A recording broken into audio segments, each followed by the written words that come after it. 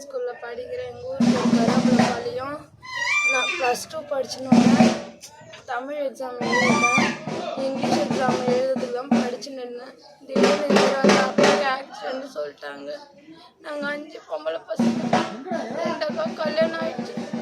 என்னை போலீஸ்க்குலாம் படிக்க வைக்கணும்னு சொன்னாங்க. நான் 12th எக்ஸாமுக்குள்ளே என்னை விட்டு போயிட்டாங்க. கஷ்டம் என்னன்னு கூட தெரியாதாங்க. இப்போ வாழ்க்கை ஃபுல்லாக கஷ்டமா இருக்க போது. அம்மாவால் நடக்க கூட முடியல. எங்க அம்மா இல்லை, எங்க அப்பா இருக்க மாட்டாங்க. நாங்கள் ஒரு நாள் கூட எங்க அப்பா விட்டு பிரிஞ்சிருக்கோம்.